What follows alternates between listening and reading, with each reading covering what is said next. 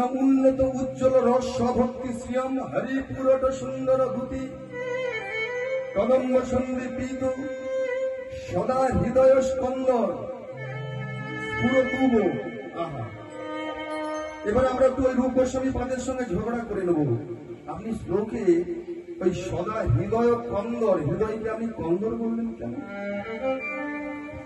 শাস্ত্রে তো হৃদয়কে মন্দির বলা আছে, আপনি হৃদয়কে কন্দর বললেন কেন, গুহা বললেন কেন? কন্দর মানে তো গুহা, যে গুহাতে পশুরা থাকে, ভূত থাকে, পিশাচ থাকে, ডাকিনী থাকে, যোগিনী থাকে, আপনি এই হৃদয়টাকে গুহা বললেন না? রূপ গোস্বামী পাদ বলছেন যে আমার এই হৃদয়টাকে আমি মন্দির বলতে পারতাম, আমার এই হৃদয় ততদিন মন্দির ছিল যতদিন আমি ওই মাতৃ গর্ভের ভিতরে ছিলাম। মা খেলে আমার খাওয়া হতো, মা ঘুমোলে আমার ঘুমানো হতো। তখন আমি জানতাম না হিংসা কাকে বলে, অহংকার কাকে বলে। আর যেই দিন আমি ওই মাতৃ গর্ভ থেকে এই সংসারে এলাম, কোথা থেকে আমার এই হৃদয়টাকে দখল করে নিল ছয়টা পশু। সেই ছটা পশু কারা? না কাম, ক্রোধ, লোভ, মোহ, মদ, মাৎসর্য। সেই ছটা পশু আমার এই হৃদয়কে দখল করে নিয়েছে। আর যে হৃদয়ে ওই ছটা পশু থাকে, সে কি আর মন্দির থাকে? সে তো গুহা হয়ে যায়। তবে শুনেছি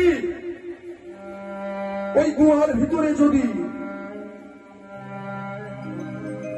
কোন যোগী, কোন ঋষি ওই ধুনি জ্বালিয়ে বসে থাকে, ওই ধুনির আলোর ভয়ে কোন রূপ হিংস্র পশু ওই গুহার ভিতরে প্রবেশ করতে পারে না।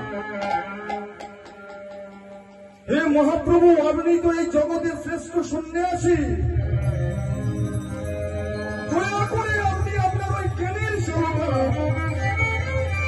আপনার ওই জ্ঞানের সেবকা নিয়ে আমার এই হৃদয়ে প্রবেশ করুন, আমার এই হৃদয়টাকে মন্দির করে দেন, আমার এই হৃদয়টাকে মন্দির করে দেন, আমার এই হৃদয়টাকে মন্দির করে দেন।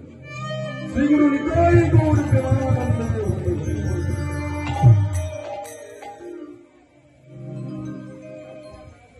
তাহলে আজকের কি ছিল? ওই পদটা ছিল কি না, কলি ঘোর তিমিরে গোড়া সর জগজন ধর্ম কর্ম রহুদূর।